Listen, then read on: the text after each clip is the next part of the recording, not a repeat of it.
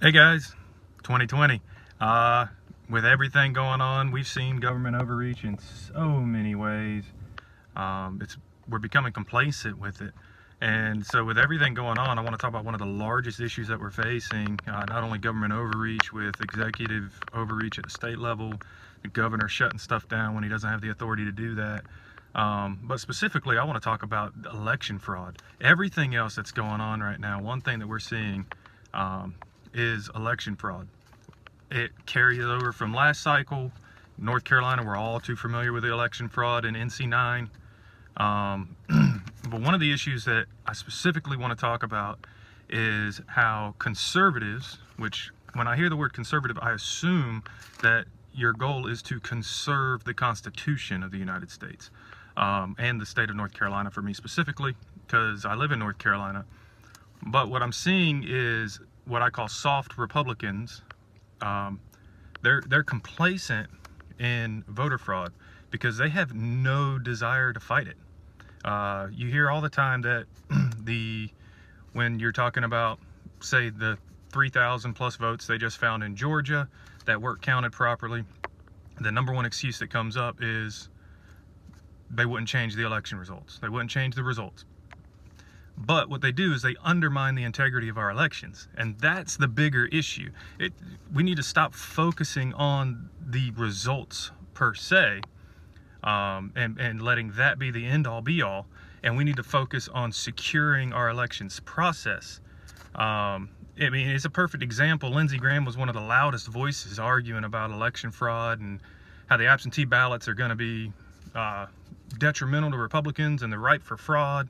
And then he's seen on video fist bumping Kamala Harris and patting her on the back, congratulating her, when he's screaming about election fraud. All they want to do is divide us to win elections, but then they don't want to fight to secure the integrity of our elections. And this is going to be a significant issue moving forward because people aren't going to trust the results of the elections. And if we don't trust that our voice matters, then we don't live in a democratic republic. Like I said, they found thousands of votes in Georgia that weren't tallied properly just days after the Republican Secretary of State in Georgia said that there was no evidence of ballot fraud or elections fraud. We've got to secure our elections. Here in North Carolina specifically, there's Speaker of the House Tim Moore has a case called Moore versus Circosta, and it went to the Supreme Court. It wasn't taken up by the Supreme Court, but what it specifically addressed was whether or not the state legislature or the Board of Elections gets to make election laws.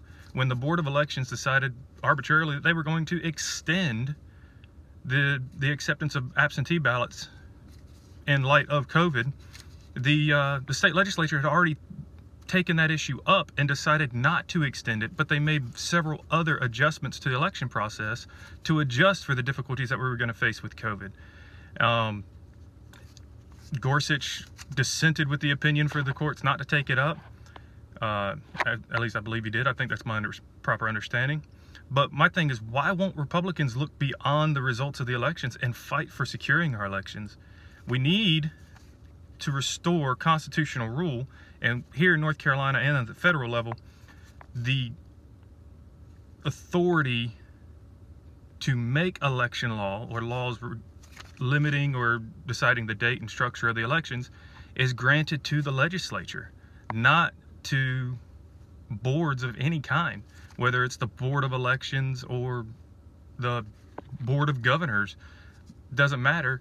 The Constitution gives that authority to the state legislature, and I believe that getting back to that and having open, transparent processes, not boarding up windows or covering them with paper while counting ballots or kicking out viewers, and I don't think any of that helps to have open transparency in the election process, which is what it's going to take to restore faith in our elections process moving forward, which I think is significantly more important than the elections themselves.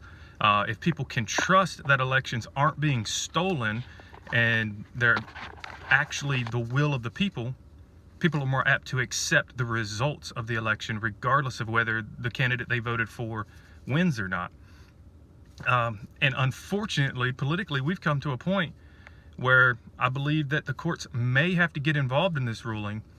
So even though the Supreme Court refused to take up Moore versus Acosta, I think Speaker Moore should just present that case up again, because it's very similar to a case that was just taken up in Wisconsin and ruled that the State Board of Elections didn't have the authority to arbitrarily or unilaterally, extend deadlines that were already set by state law. And so I think we should get on this, and we should push to get the courts, which I'm not a fan of courts getting overly involved in things, but I think this is explicitly what the courts are designed to handle, are cases in this fashion where you have two separate branches of the government that don't agree on who has the authority to do something. That's where the courts get to weigh in and say, the Constitution's pretty clear, the state legislature gets to make voting law. So I appreciate you guys' time. This is a little bit of a rant, but it's something I'm passionate about. That's why I made the video. God bless. Have a great day.